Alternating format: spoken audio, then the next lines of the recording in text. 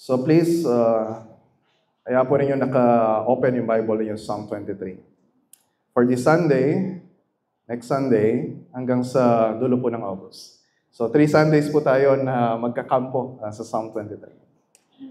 And so, nag-pray ako kanina. And usually, tinatawag natin yung prayer na yun na pastoral prayer. And so ngayon po ay magpipreach ako. So ito rin po ay trabaho ng pastor. Kapag sinabi po natin na pastor, so ang pinanggalingan po na salita nun ay pastol o shepherd. So yung pinakatrabaho namin ay shepherding, yung flock na pinagkatiwala sa amin ng Panginoon. And so we do that by preaching the Word of God. We do that by praying para sa inyo. Ginagawa din po namin ito sa pamagitan ng counseling, discipleship, and of course in leading yung church-to-church discipline. Katulad po ng narinig niyo doon sa dulo ng prayer. And so, kami po ng mga pastors in church, mga elders, we call them pastors, shepherds din, ay nagsisikap kami na to do our best to shepherd yung mga members ng Baliwag Bible Christian Church. But of course, we know, and you know, we are far from perfect. So limitado rin po yung lakas namin, limitado yung alam namin, limitado yung karunungan namin. At limitado rin yung oras and availability po namin. And so, ito yung mga panahon na pinaparealize din sa amin ng Panginoon na kahit kaming mga pastor, ay kailangan din po namin ng pastol. We shepherds also need a shepherd. And so, during my sabbatical leave last year, January hanggang April 2024, ay malaking tulong po sa akin during that time, ito pong book ni David Gibson. Ang title ay The Lord of Psalm 23, Jesus, our Shepherd, Companion, and Host. Now, during that time, and habang binabasa ko din po ito, ay pinapaalala sa akin ng Panginoon yung laki ng pangangailangan ko sa Kanya. As the Lord exposes yung kasalanan ko, yung pagkukulang ko bilang asawa, bilang tatay, bilang pastor ng church, at syempre bilang tupa na nasa pangangalaga ng ating Panginoon. And so, simula nung nabasa ko yung book na yan, matagal na ako naghintay ng pagkakataon kung kailan ko ipipreach yung Psalm 23. And so, ito na. This is the time. Kaya 3 Sundays po natin ito na pag-aaralan. And I believe, marami sa inyo ay paborito, hindi man pinaka-paborito or isa sa pinaka-paborito yung Psalm 23. Pakitaas nga yung kamay ng isa ito sa paborito ninyo na section sa Scripture. Please raise your hand. Okay. So marami. And siguro pagkatapos nito ay malamang magiging paborito na ito ng lahat sa atin. So this is so precious for many of us. And madalas natin narinig, madalas nating nababasa o pinapakinggan kapag merong patay, kapag merong may sakit, o kapag tayo ay nalulungkot o kaya nag-iisa.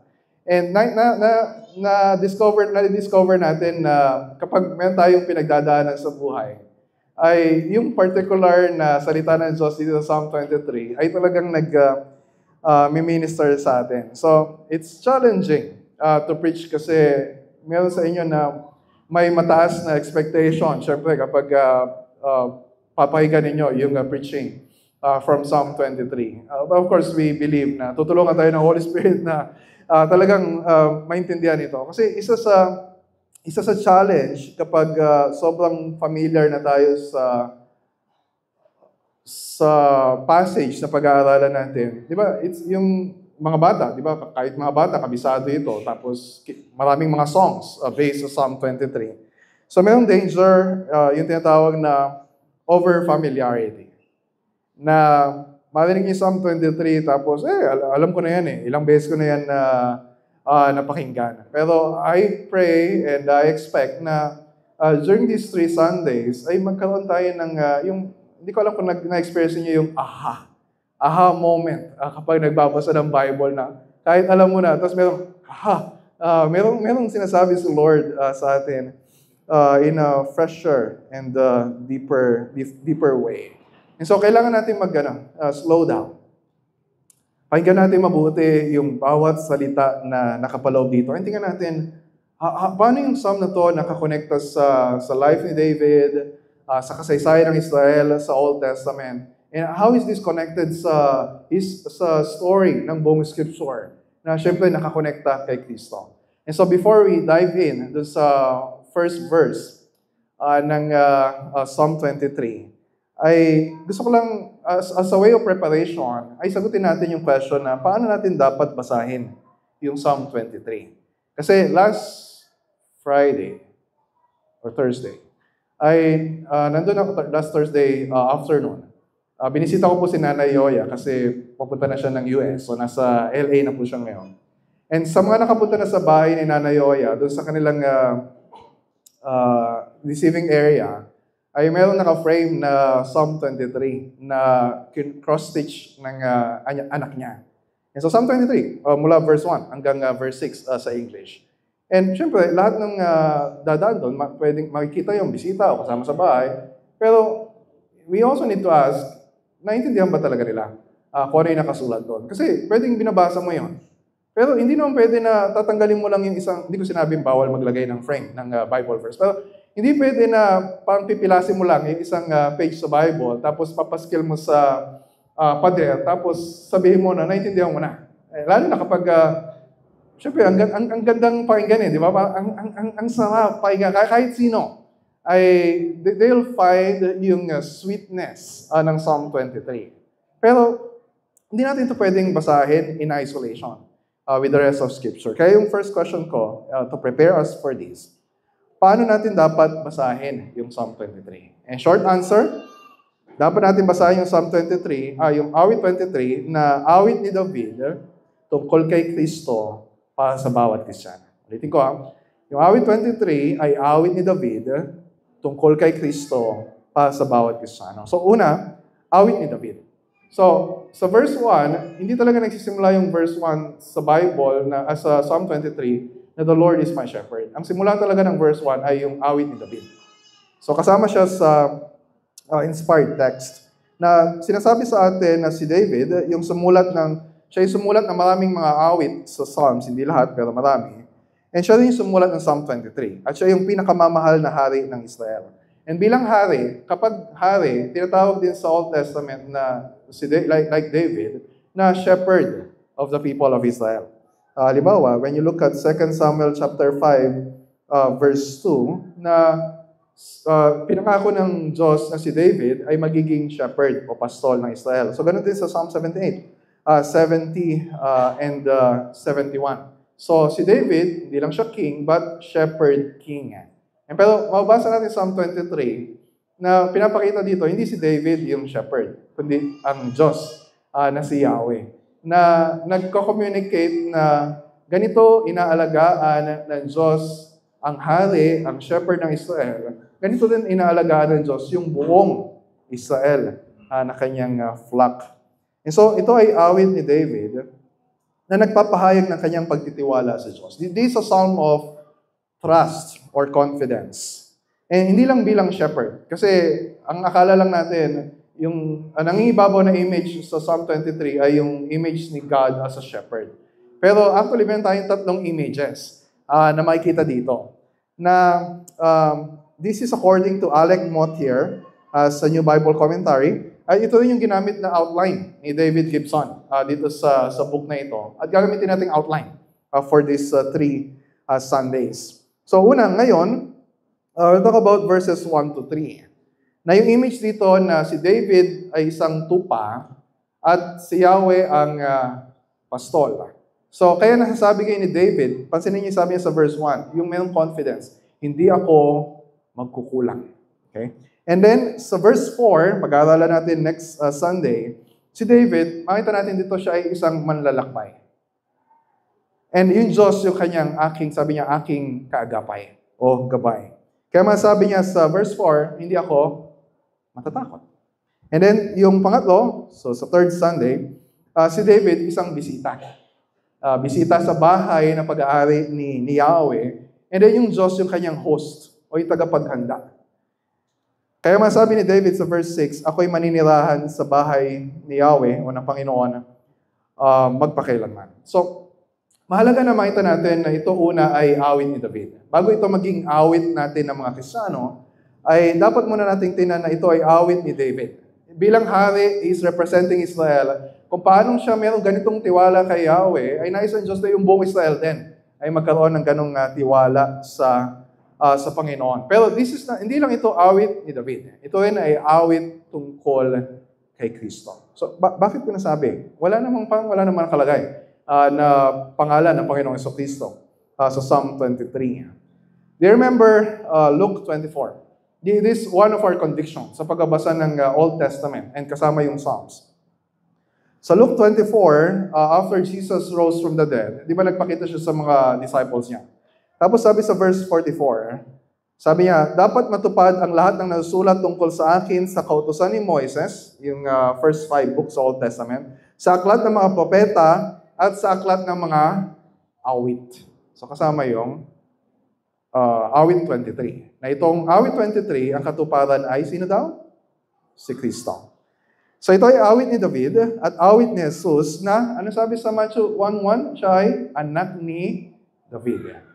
So, si King David, yung fulfillment niya ay yung pagdating ni King Jesus. The son of David, the greater David. So, in a way, nung sinulat to ni David, hindi lang siya isang hari. Siya rin ay isang propeta. He's speaking about the Lord Jesus Christ sa awit na ito. And makita natin na, di ba si David sa Psalm 23, pareho siyang shepherd as king, pero siya rin ay tupa. And when we look forward sa pagdating ng Panginoong Jesucristo, ang Panginoong Jesucristo siya rin ay shepherd. Di ba sabi sa John chapter 10? At siya rin ay isang tupa. And actually, yung picture dito ay siya yung tupa na iniala yung kanyang buhay para sa atin ng mga tupa. So when you look at yung binasa natin kanina sa 1 Peter chapter 2, sa assurance of pardon, na tayo mga tupang naligaw, pero si Jesus yung tupa na iniala yung buhay. So ngayon tayo ay naibalik na sa Kanya bilang ating shepherd o pastor. So sheep, shepherd, parehong fulfillment ay si Kristo.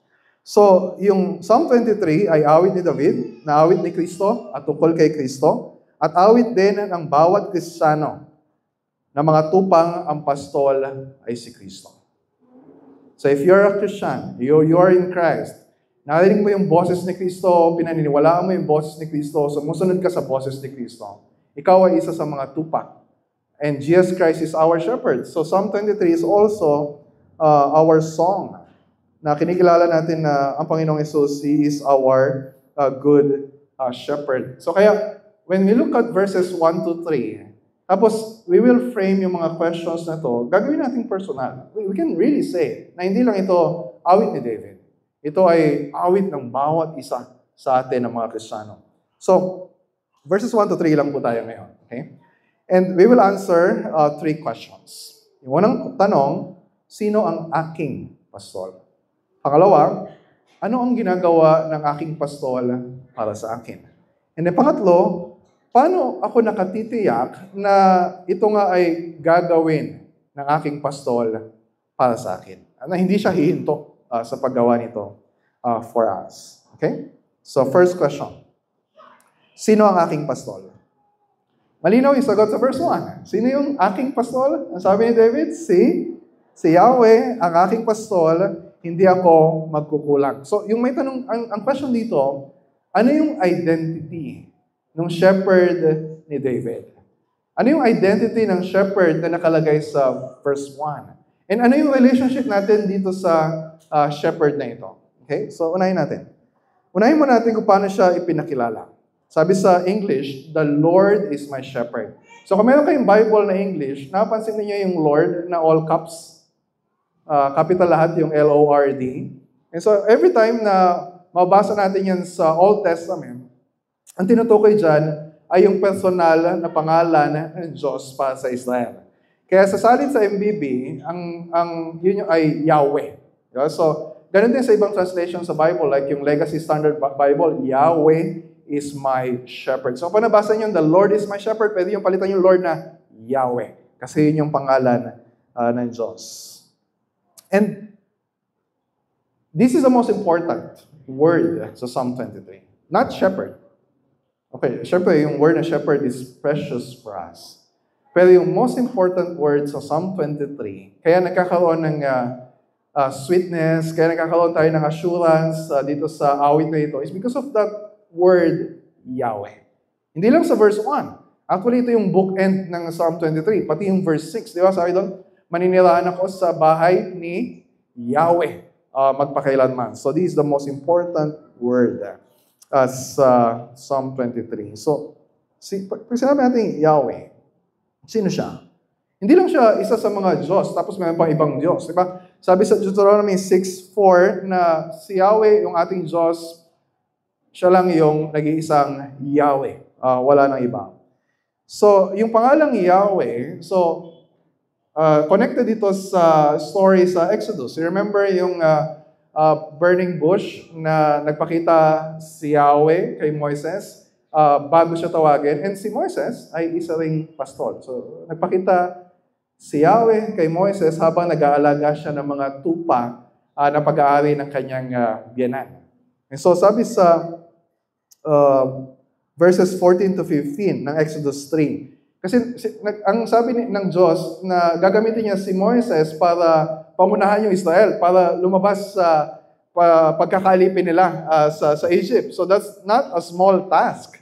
Paano isang shepherd na nag-aalaga lang ng tupa ay magkakaroon ng confidence na gagamitin nga siya ng Diyos para magawa yung extraordinary task na yon. And so, yung confidence, sabi ng Diyos, nandun sa pangalan niya. Kung ano yung pangalan niya. Ano sabi sa verse 14? Ito yung pangalan niya. Ako'y si Ako nga. So, yung salitang Ako nga, sa kay Yahweh, ay magkatunog sa Hebrew. Yahweh. Okay? So, sabi niya, Ako'y si Ako nga. Sabihin mo sa mga Israelita na sinugo ka ng Diyos na ang pangalan ay Ako nga. Sabihin mo sa kanila na isinugo ka ni Yahweh, ng Diyos ng inyong mga ninuno, ang Diyos ni Abraham, Isaac, at ako. At ito ang pangalang itatawag nila sa akin magpakailanman. So ito yung pangalan na tinatawag ni David sa kanyang Psalm 23. So kapag magpapakilala tayo sa ibang tao, hindi naman natin sinasabi na, pag may nagtanong sa atin na, sino ka ba? Introduce yourself. Hindi man natin sabihin na, ako nga. Okay? Sabihin natin, ako nga pala si Derek, anak ako ni Daddy Jesse. Ako nga pala si Derek, asawa ko si Jody, ako tatay. So, we always introduce ourselves in connection with others. Saan tayo konektado, saan tayo nagsimula. Pero when God introduced Himself, wala siyang masasabi na nakakonekta sa Kanya na pinagmula niya o magde-define sa kanyang identity. So sinabi lang niya, ako nga. Ibig sabihin, ako nga, period. Na siya yung lumikha ng lahat, ibig sabihin, walang lumikha sa kanya. Bawat isa sa atin ay may lumikha sa atin. At si Yahweh yung lumikha sa atin. Pag sinabing Yahweh, siya ay self-existent. Wala siyang pinagmulan. And siya yung pinagmumulan ng lahat ng mabubuting bagay. Pag sinabing Yahweh, siya ay self-sufficient. Walang anuman o sino mang kailangan. Siya yung nagkakaloob ng lahat ng ating kailangan. Pag sinabing Yahweh, siya ay independent. Hindi siya nakadepende kahit kanino. Tayo yung nakadepende sa Kanya. Pag sinabing Yahweh, siya ay sovereign. Sabihin, makapangyarihan sa lahat. Magagawa niya ang lahat ng gusto niya. There's nothing my God cannot do. And so, ganun din. When you look at yung ibang sinabi ng Diyos kay Moises sa Exodus 33, Exodus 34, na binasa natin kanina sa call to worship, na yung pangalan ni Yahweh, His sovereignty, His goodness, His gracious character, ito yung nagbibigay ng confidence kay Moises na yung sinabi ng Diyos na ililigtas sila, na ibibigay ng Diyos yung kailangan ng mga Israelita na alipin sa Egypt during that time, ay ibibigay nga ng Diyos. And this is the same confidence na binibigay na meron si David. Kaya sinabi niya, si Yahweh ang aking pastor. So, before we hear yung word na pastol, Unahin muna natin yung si Yahweh. Kasi when you reflect dun sa word na shepherd, naalala nyo yung sa stories during the time of Joseph, tapos yung family ni Jacob, lumipat na sila sa Egypt. Ano yung tingin ng mga Egyptians sa mga, and yung family ni Joseph, karamihan sa kanila ay mga shepherds. So ano tingin daw ng mga Egyptians sa mga shepherds? Yon ay abomination. So mababa yung tingin nila. And just be amazed na itong si Yahweh ay ginagamit na image niya sa sarili niya. Hindi lang sa Psalm 23. All throughout the Old Testament ay shepherd. Di ba? Yung condescension, yung act of humility, na gamitin niya yung word na yon na hindi naman, buti kung king, mataas siya, pero shepherd, it's a lowly image. So before we think about that, He's our shepherd, we focus our attention kung anong pangalan niya. Siya si Yahweh. Merong kabuluhan sa atin, merong assurance sa atin yung word na shepherd, kasi yung shepherd na yon ay si Yahweh. So doon pa lang tayo magiging handang pagbulayan kung ano ibig sabihin na siya yung aking pastol. So this image sa Middle East. Kasi sa atin naman, wala naman tayong nakikita pagka naglalakad-lakad ka dyan, nagdadrive. Wala ka na makikita na nag-aalaga ng tupa. Meron ka nakikita nag-aalaga ng kambing, nag-aalaga ng kalabaw, nag-aalaga ng aso, nag-aalaga ng pusa. Okay? Pero we don't see shepherds every day. And so usually yung shepherd ay siya yung may-ari ng tupa o kaya siya yung inuupahan ng may-ari para mag-alaga ng tupa. Pero ang Diyos na ating pastol, siya yung nagmamay-ari sa atin. So ibig sabihin, kung siya yung may-ari sa atin, sagot niya tayo. Siya yung bahala sa atin. E nagpapakita ito ng commitment ng Diyos na, okay, I will give you everything you need. I will provide for you. Akong bahala sa iyo. So, ang role ng shepherd, yung ginagawa niya, kapag nagugutom yung tupa, pinapakain. Kapag nauuhaw, pinapainom. Kapag nasusugatan, pinapagaling. Kapag napapagod, pinagpapahinga. Kapag naliligaw, hanapin. Remember Luke 15. Kapag nangangagat ng ibang tupa, pinapalo para magtino. Kapag may mga mabangis na hayop na aatake dun sa tupa, so siya yung protector ng tupa. And so, like Moses, si David ay isa ding pastol ng mga tupa. Siya yung pastol ng tupa, pastol din siya ng mga tao. Kasi sila yung leader ng Israel. Pero amazingly, sinasabi dito ni David na hindi siya yung pastol. Siya yung tupa na nasa pangangalaga ng isang pastol na si Yahweh. And si Yahweh yung shepherd king ni David. Siya yung shepherd king ng bayang Israel. And this is very personal kay David. Kung yung Yahweh, sinabi ko, pinakamahalagang salita sa Psalm 23, alam niyo kung ano yung sweetest word sa Psalm 23? Yung word na akin. Or sa English, my. Ito sabi ni Charles Spurgeon, this is the sweetest word. Kasi sinabi dito, hindi sinabi ni David na ang Panginoon ay pastol ng buong mundo. Hindi sinabi ni David na ang Panginoon ay pastol ng buong Israel. Ang sabi niya, si Yahweh ang aking pastol. Kahit wala pa siyang ibang pagpapastulan, siya ay pastol sa akin. Nagmamalasakit siya sa akin. Nagbabantay siya sa akin. At nag-iingat sa akin. So this is personal. This is a sweet word for us to be able to say, He's my shepherd. At the same time, sabi ni Spurgeon na merong warning. Merong warning. Na you cannot really say this. You cannot really sing this. Hindi mo pwedeng angkinin ito kung hindi ka naman talaga isa sa mga tupa ni Yahweh. If you are unconverted, if you are not born again, if you are not in Christ, kung wala ka talagang puso na nagtitiwala kay Kristo, you are not a sheep. You are a goat. And so that's a warning. Pero kung ikaw ay tupa na kabilang kay Kristo, this is our confidence. Diba? Ano sabi? Kung si Yahweh ang aking pastol, so kung si Yahweh ang aking pastol, anong implication nun? Ano sabi sa verse 1? Hindi ako magkukulang. Hindi ako magkukulang. Sa ESV, I shall not want. Yung iba hindi naintindihan. I shall not want. Ibig sabihin ba, wala na akong ibang desires? So that's an English word. Ang ibig sabihin lang nun ay, I shall not lack anything. So kaya sa Tagalog, hindi ako magkukulang. Ang point dito, lahat ng kailangan natin araw-araw ay ibinibigay ni Yahweh. Hindi ako magkukulang. Take note, ang sabi niya, hindi ako magkukulang. Ibinibigay ng Diyos lahat ng kailangan ko. And we need to understand that. Hindi sinasabi dito na lahat ng gusto mo ay bibigay ng Diyos. Hindi sinasabi dito na lahat ng ina-expect mo o lahat ng hinihiling mo sa Kanya sa prayer o hindi lahat ng binibigay niya sa ibang tao ay bibigay din niya sa iyo. O hindi lahat ng pinapangarap mo, hindi yung mga bagay na hindi lahat ng sa tingin mo ay makapagpapasaya sa iyo. Hindi lahat ng sa tingin mo ay kailangan mo. So ang point dito ay lahat ng kailangan mo. And our shepherd knows exactly what we need. Kahit sa mga panahon na ipinagkakait niya, isang mabuting bagay sa atin na sa tingin natin ay kailangan natin ngayon, bakit di mo binibigay? Kailangan ko ito ngayon. God knows better.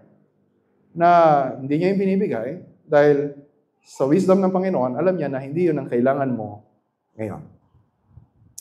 So, pag sinabing hindi ako magkukulang, huwag natin isipin na ito ay masasabi lang natin na confidence natin in the future. Okay, so yung tense ng verb dito ay hindi future tense. Ito ay imperfect tense. So, ibig sabihin, ito ay naging totoo kay David simula na maging shepherd niya si Yahweh at ito ay mananatiling totoo hanggang sa future. Magpapatuloy hanggang sa future. Na hindi niya sinasabi dito na, okay, pwedeng nagkukulang ako ngayon. Pero may confidence ako na in the future, ibibigay ng Diyos lahat ng kailangan ko. Hindi yun sinasabi niya. Ang sabi niya dito, dahil si Yahweh ang aking pastol, kahit kailan ay hindi ako magkukulang. Ngayon, bukas, magpakailanman. And this is the kind of confidence na meron tayo sa Diyos bilang ating Ama. So you remember sa Heidelberg Catechism, question 26, sinagot dito ng Catechism yung question na, ano ibig sabihin ng sinasabi natin na God is our the Father Almighty? Yung sagot, sa Kanya ako ay nagtitiwalang lubos, kung kaya't wala akong pag-aalinlangan na ipagkakalob niya sa akin ang lahat ng bagay na kailangan ng aking katawan at kaluluwa. At gagamitin din niya para sa aking ikabubuti ang anumang masamang bagay na ipapadala niya sa akin sa mapighating buhay na ito. Kaya niyang gawin ito dahil siya ay makapangyarihan Diyos at ibig niya rin gawin ito bilang isang tapat na Ama. He is our faithful Father and He is also our good shepherd. So yung nagkakaloob ng lahat ng ating kailangan.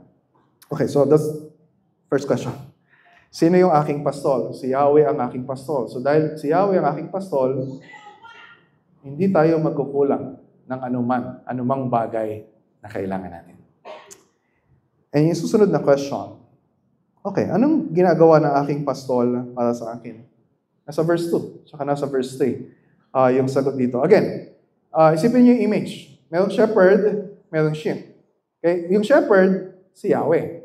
Yung tupa, tayo yon. Kaya kung babasahin natin yung apat na sinasabi dito, sa verse 3, di ba, pinapahimlay niya ako, inaakay niya ako, pinampanumbalik niya ako, pinapatnubayan niya ako. Sino gumagawa ng lahat ng ito? Si Yahweh. Siya yung bida, hindi yung tupa. Ito yung active work ng Diyos sa atin. We are recipients ng mga ginagawa ng Diyos para sa atin. So, ibig sabihin, kung ano yung binibigay niya sa atin, yun yung tatanggapin natin. Kung saan tayo dinadala ng ating pastol, doon tayo pupunta. Dahil alam niya kung ano yung kailangan natin. And when we say na, you are my shepherd, sinasabi natin sa kanila na, Lord, alam mo kung anong kailangan ko. And I'll trust you. So, anong ginagawa ng aking pastol para sa akin? We are totally dependent sa kanya. So, isa-isayin natin. Yung una, pinapahimlay niya ako sa luntiang pastulan. Sa ESV, He makes me lie down in green pastures. He makes me, hindi ibig sabihin na pinipilit ka, na, oh my God ka na dyan.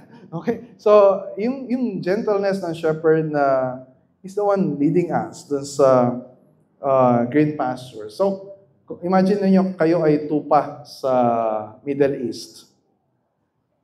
Kung nakarating na kayo doon, syempre, alam niyo na maraming lupa doon ay tuyo, tapos mabuhangin. Tapos dadaling ka ng shepherd sa isang lugar na punong-puno ng damo, di ba? Maberde. It's just, there's life. So, it's so inviting, it's so attractive para sa isang tupa. Pag narinig natin yung word na green pastures, ano yung naiisip niyo? Di ba ginagamit natin ito para sa mga nag-abroad? Pupunta siya sa Amerika. Siya pupunta sa Japan kasi naghahanap sila ng green pastures. Walang green pastures dito sa Pilipinas. Sa ibang bansa, matatagpuan. And so, pero yung tupa sa Psalm 23, hindi siya naghahanap ng green pastures. Yung shepherd yung nagdadala sa kanya doon sa green pastures. Para ano? Para makakain siya, para mabusog siya, para makapagpahinga siya. Di ba nasabi sa Psalm 34:10?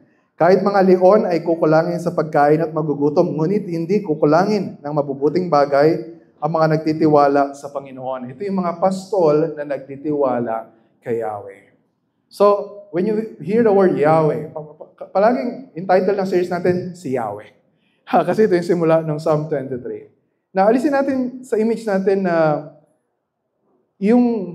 siyempre, malupit siya, mabagsik siya sa mga unrepentant, sa mga makasalanan. Pero sa pangangalaga niya sa kanyang mga tupa, yung gentleness, yung love, yung tenderness na isang shepherd. Halimbawa, look at Isaiah 40, 10-11. Tulad ng pastol, pinapakain niya yung kanyang kawan. Just try to picture this. Sa kanyang mga bisig, ang maliliit na tupay kanyang yayakapin. Sa kanyang kandungan ay pagyayamanin at papatnubayan ang mga tupang may supling. This is Yahweh.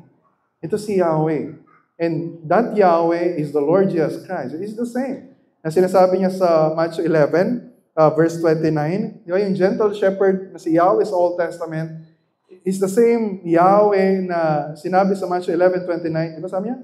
Come to me, all of you who are weary and heavy laden, for I am gentle and lowly in heart. Jesus Christ is a gentle and lowly shepherd. At sabi niya, bibigyan ko kayo ng kapahingahan. So the Lord is inviting us. Lalapit ka ba sa Kanya? O maghahanap ka pa ng iba?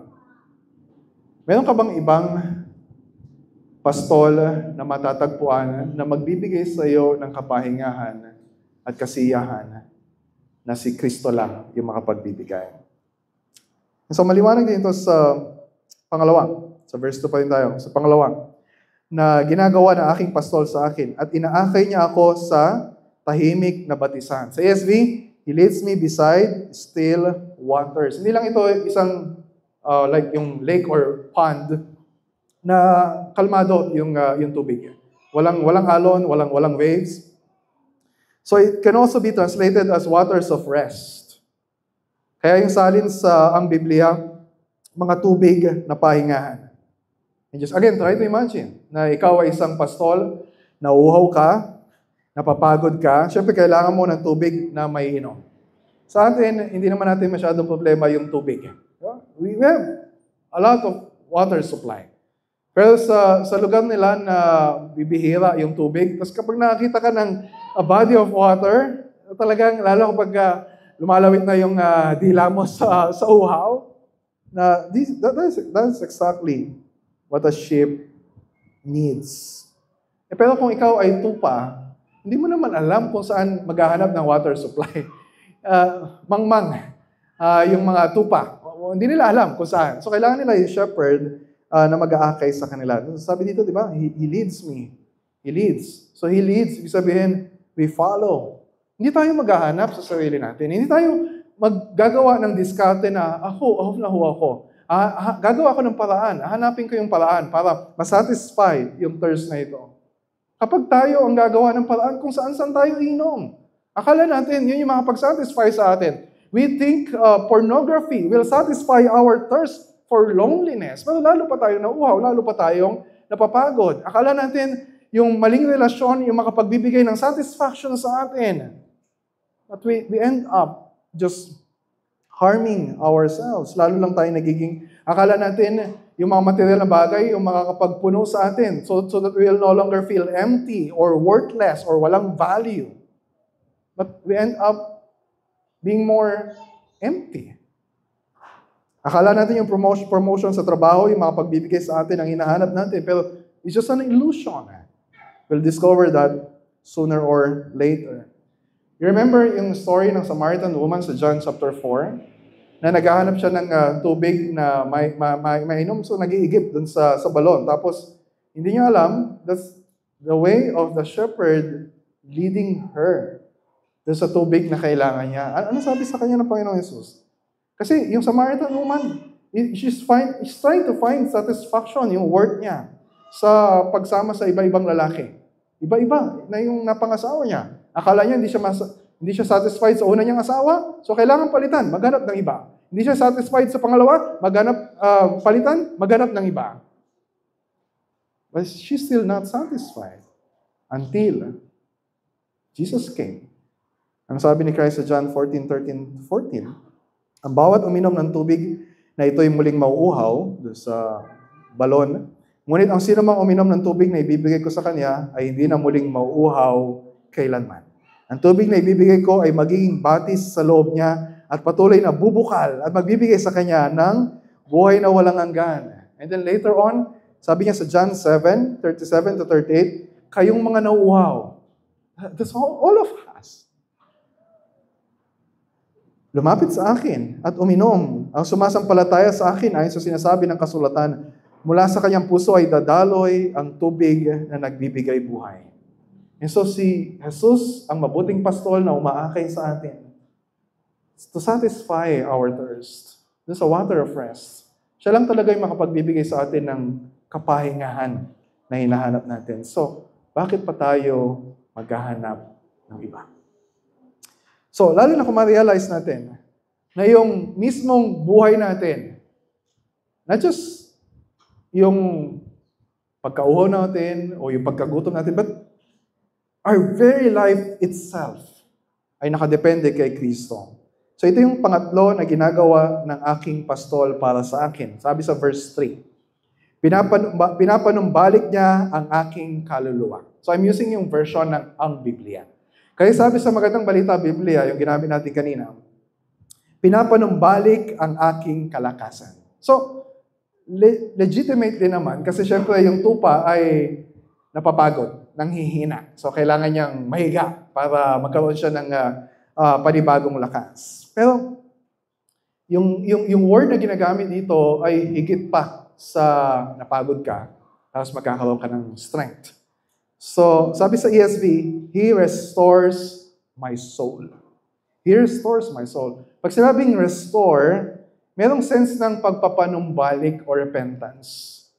Di ba ginagamit natin itong word sa church discipline kapag merong mga tupa na naliligaw, gusto natin sila na ma-restore. So, ibig sabihin, gusto natin sila ay mag-repent. So, yung image dito na kapag yung tupa ay naligaw o nalayo, sila ay ibinabalik. Di ba? Luke 15. Di ba? Inakusahan siya ng mga religious leaders, bakit siya nakikisama, nakikisalo sa pagkain sa mga makasalanan. And then he uses yung parable ng shepherd na kapag nawala yung isa sa kanyang mga tupa, iiwanan niya yung 99, hahanapin yung isa na yon at ibabalik. Tapos kakalgay niya sa kanyang balikat. And what joy sa shepherd na matagpuan yung isang nawawalang tupa. So yung image dito, kapag yung tupa ay malayo sa pastol, hindi lang siya ligaw, hindi lang siya naliligaw, siya ay mamamatay. Siya ay mamamatay. Kapag wala yung ating kaluluwa, yung word na ginamit dito, kaluluwa eh. Di ba? Kapag wala yung ating kaluluwa, meron tayong katawan, may kaluluwa. Pag wala yung kaluluwa, tayo ay mamamatay. And yung kaluluwa ay ginagamit din to refer to our whole being. So ibig sabihin, kapag hindi na-restore yung soul natin, we are less than human.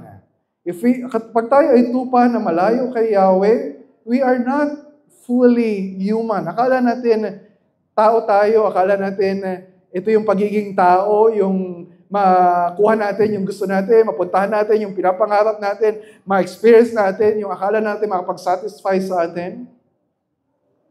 But the work of the shepherd sa atin is to restore our life. We're spiritually dead. Pero itong pastol na ito yung nagbigay ng buhay sa atin. Paano tayo binigyan ng buhay? Di ba tayo mga tupa na naligaw, nalayo sa Kanya. So naparito ang Panginoong Yesus para hanapin yung mga tupa na naligaw. Para yung mga naligaw ay magkaroon ng buhay. Luke 19:10, John chapter 10, verse 10. Paano tayo magkakaroon ng ganung buhay? Anong ginawa ng shepherd for us? John 10:11. Ako ang mabuting pastol. Iniaalay ng mabuting pastol ang kanyang buhay para sa mga tupa. Just try to picture yung image na yun. Jesus Christ is our shepherd. Pero yung shepherd natin mismo ay naging tupa. Naging tupa na parang kinatay. Na siya ay namatay sa krus. Para ano? Para sa atin. Na dapat sana tayo yung katayin. Dapat sana tayo yung parusahan ng Diyos. Dahil sa ating pag-rebelde sa Kanya. But Jesus Christ, our good shepherd, laid down His life for us on the cross. So we can have life. Can you find someone? Meron ka bang mahanap na tao na magbibigay ng buhay sa'yo? May nanligaw sa'yo. Sinabi ng lalaki sa'yo, buhay ko ay ibibigay ko sa kanya. Sabihin mo sa kanya,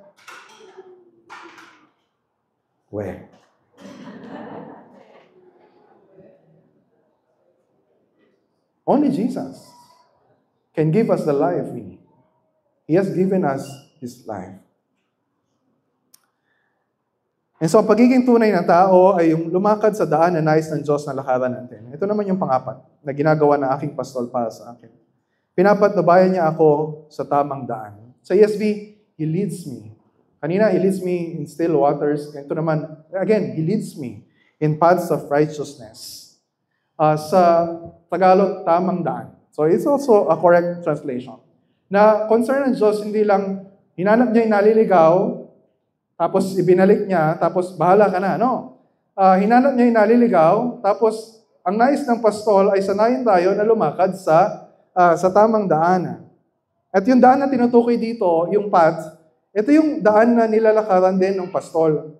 Kung saan naglalakad yung pastol, doon din naglalakad yung tupa. Kung saan pupunta yung pastol, nakasunod din yung tupa. And we say na we are followers of Christ. Sabihin, kung saan tayo nililid ng boses ni Kristo, we follow. Dahil ang ating pastol ay matuwid at banal, we also walk that path of holiness and righteousness. Diba ito yung characteristic ng isang tunay na tupa? Sa John chapter 10 verse 3, the sheep hear His voice, yung voice ng shepherd. And He calls His own sheep by name and leads them out. He leads, we follow. If you are not a follower of Christ, you are not a sheep. Hindi mo pwedeng sabihin, the Lord is my shepherd. So, if you are followers of Christ, ibig sabihin, kahit saan niya tayo dalhin, we will trust Him na ito ay tamang daan para sa atin. And sometimes, dadalhin niya tayo sa daan na nakakatakot. Sometimes, dadalhin niya tayo sa daan na uncomfortable. Sometimes, dadalhin niya tayo sa daan na very difficult for us. But we have to decide. Ano yung daan na lalakaran natin? A few days ago, ayun kami nakausap na mag-asawa. They have a problem sa marriage nila. Sabi ng lalaki, sinabi niya kung anong gusto niya na mangyari. Sinabi ng babae, ito yung gusto ko na mangyari sa buhay ko. And then, I asked them, yan yung gusto mo. Yan yung gusto mo. Pero anong gusto ng Diyos? And they were just silent. They know kung ano yung gusto ng Diyos sa kanila. But our hearts can be so stubborn. Kahit alam natin na ito yung gusto ng Diyos para sa atin, I will walk this path. And in our stubbornness, napapahamak tayo. Because we don't follow our shepherd. When we say, si Jesus ang aking pastol, hindi natin masabi yun kung sarili natin yung sinusunod natin. And don't expect for you to really have joy and be satisfied sa buhay if you are walking yung path na ikaw lang ang may gusto.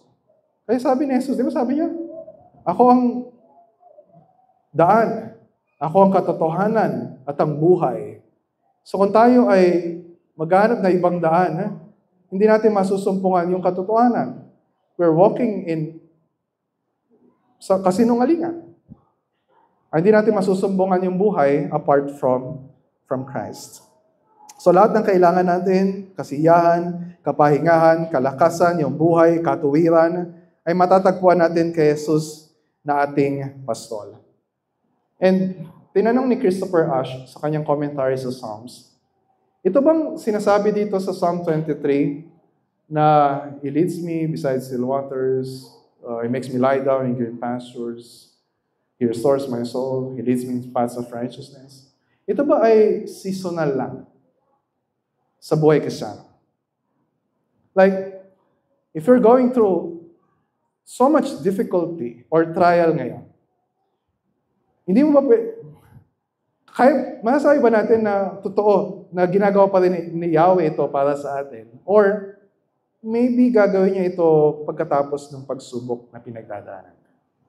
Maybe ma-experience ko yung ma-refresh, yung rest, yung restoration, kapag tapos na yung hirap na ito, yung pagsubok na ito. No. Kapag titingnan ninyo yung mga verbs na ginagamit, so kaya mahalaga yung grammar sa pag-aaral ng Bible. Hindi ito, yung mga tenses ng verb nagsasuggest na hindi ito mangyayari just sometime in the future. Na makakaasa ka na, may experience mo dito. Yung bang, okay, tiis ka lang ngayon. Magtiis ka lang muna. But one day, you will experience yung sinasabi sa Psalm 23. No! Hindi yung sinasabi ni David. Ang sinasabi ni David, this is a present experience sa isang tupa ni Yahweh na every day. Kasi ginagamit niya image ng tubig, pagkain. Tuwing kailan ka kumakain? Tuwing kailan ka umiinom? 3 times a day? Yung pagkain? O 5 times, 6 times sa iba sa inyo? Ibig sabihin, we need that every day. We need that moment by moment. It's not seasonal. Wala naman sa inyo, every week kumakain. Tapos, okay pa rin kayo, malakas pa rin kayo. So, when the shepherd takes care of us, He gives us everything we need. Every day, every hour, every minute, moment by moment. Walang isang segundo na hindi ibinigay ng Diyos yung eksaktong kailangan natin. And so, how can we be confident? Ito yung third question natin. Diba sinagot natin, sino ang aking pastol? Si Yahweh, aking pastol, di ako magkukulang. Pangalawa, anong ginagawa ng aking pastol para sa akin? So alam natin, ito yung ginagawa niya. Siya nagbibigay ng kapahingahan, ng kasiyahan, ng katuwiran, ng buhay para sa atin. Pero, this is a sign of confidence. So we need to ask yung question na, paano tayo magiging kumpiyansa na hindi hihinto ang Diyos na ibigay ito sa atin? Paano yung mga times na bumababa yung tiwala natin sa Kanya? Paano yung mga times na nagdududa tayo sa pangako Niya? Paano yung mga panahon na nagiging matigas ang ulo natin, sarili natin, yung sinusunod natin, nagiging unfaithful tayo sa Kanya? Paano yung sa mga oras na we're not actively involved sa church? We're not being a faithful member sa church? Can we have an assurance that our shepherd will really take care of us every day, moment by moment? Yung sagot nasa last line, so verse 3. Last line. Actually, sinasagot nun yung question na, bakit ito ginagawa ni Yahweh na ating pastol para sa atin? And ito yung implication. Ano nasabi doon? Bakit niya ginagawa yun? Alang-alang, sabi niya, alang-alang sa kanyang pangalan. Ano sabi sa MBB? Upang aking parangalan ang kanyang pangalan. Medyo weak lang yung translation ng MBB. Na tama naman, we respond. Now, we glorify God kasi binibigay niya lahat ng gusto natin.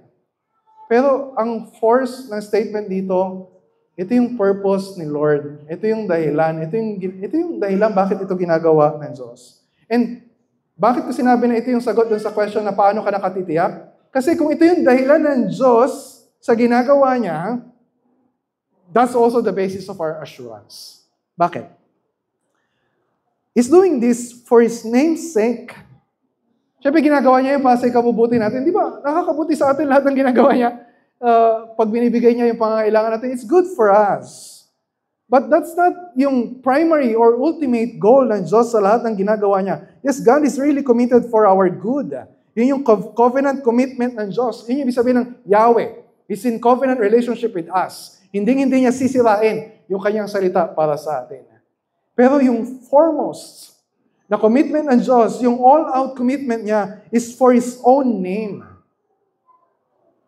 God's chief end is to glorify His name. Kaya mahalaga yung pangalan ni Yahweh. Kasi lahat ng sinasabi dito ni David, pangalan ni Yahweh yung nakasalalay. Kapag hindi magiging mabuting pastol si Yahweh sa kanya, kapag hindi ibibigay ni Yahweh lahat ng kailangan ni David, reputasyon ng pangalan ni Yahweh yung nakasalalay. God made a promise with David. God made a promise with us, a new covenant. Kaya niya binigay sa atin ang Panginoong Kristo. At ginawa niya yung lahat for the sake of His name. Ezekiel 36:22-23. Lahat ng ginagawa ko ay hindi dahil sa inyo. Tapos yung pride natin kapag narinig natin yun. Kundi dahil sa banal kong pangalan, may kilala ng lahat na ako si Yahweh. And then, Isaiah 48 verse 9-11. For my name's sake, for my own sake I do it. My glory I will not give to another. And this is good news for us. Hindi natin pwede sabihin na makasarili naman ng Diyos, puro pangalan lang niya iniisip niya. God is God-centered. Ang pangalan ng Diyos, yung pinakamataas na pangalan sa lahat. Alangan namang pangalan natin, yung masigit na papahalagahan ng Diyos. God's commitment with His own name is yung guarantee na kailangan natin na He will never fail in His commitment sa atin. Bakit? Kasi tinali niya yung sarili niya, si Yahweh, sa atin. He will not fail. He will never ever fail in doing good to His children. Dahil pangalan niya, yung nakasalalay dito. So yung confidence natin, wala sa sarili nating commitment sa Diyos. Our confidence ay matatagpuan natin sa unwavering commitment ng Diyos sa Kanyang karangalan. So yung 3 questions. Now, how do we respond? So Psalm 23 verses 1-3. So kung si Yahweh ang ating pastol na nagkakaloob ng lahat, as in lahat, hindi karamihan, lahat.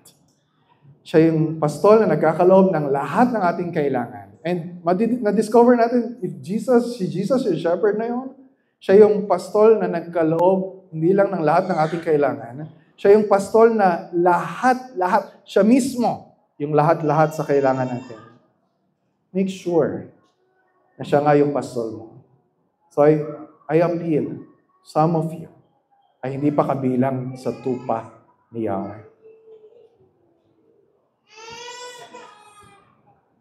You need Christ to be your shepherd.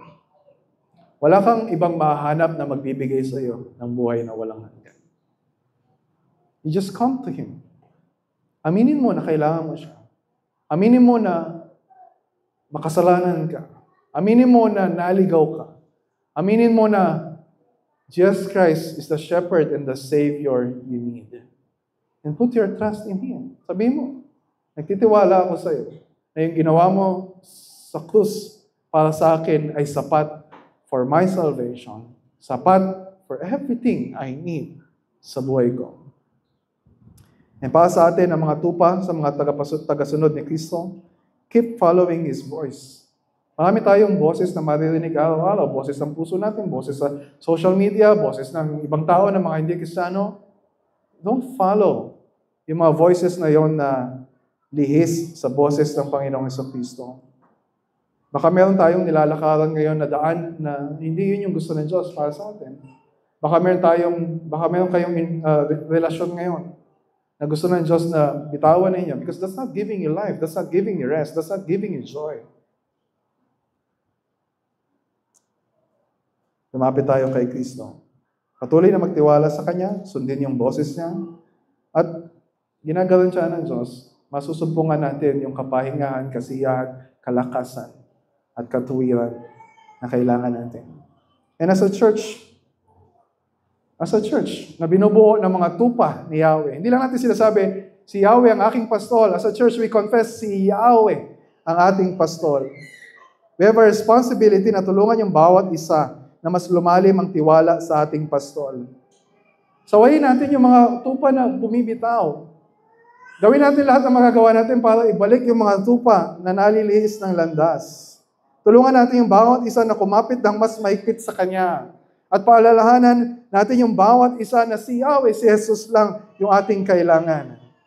And bilang kami ng mga elders, mga pastors, ang laki ng implication ng Psalm 23 for us. Last Friday, kung napunta na kayo sa office, so may table doon. So last Friday, meron ako mga kasamang pastor, mga kaibigan, na nag-usap kami. We prayed for one another. Inamin namin na kami mga pastor na kailangan din namin ng pag-aalaga ng pastol, ang Panginoong Jesus. We need His help. So we pray for one another. Kapag sinabi ng Diyos na lumapit ka kay Jesus, that's it. Sabihin mo sa Kanya na kailangan mo siya. Sabihin mo sa iba. Ask them to pray for you. And then kahapon, nandun naman yung mga elders ng church nakapalibot doon sa table na yun. And sa table na yun, may mga picture ng mga members ng church. Ito yung mga tupa na pinagkatiwala sa amin ng Diyos na pangalagaan. And we'll have members meeting mamaya. We lead sa pag-shepherd ng mga tupa. Paano i-disciple, paano didisiplinahin. May mga kinakausap kami personal, one-on-one. Kasi gusto namin malaman, okay, how can we shepherd you well? And then may mga members na sinasaway, dinidisiplina. Dahil hindi tumatalikod sa kanilang kasalanan, patuloy sila sa daan na gusto nilang lakaran. And so, we are imperfect shepherds. May pagkukulang, may mga limitations. And so, we come to God. We come to Yahweh. We come to Jesus as our shepherd. Ang magagawa lang namin para sa inyo ay dalhin kayo. Dalhin kayo kay Kristo. Hindi sa amin, hindi para sumunod sa amin, kundi para sumunod kay Kristo. Para lahat tayo, as a church, sama-sama nating sabihin, with all our hearts, si Yahweh, ang aking pastol, hindi ako magkukulang. Let's pray.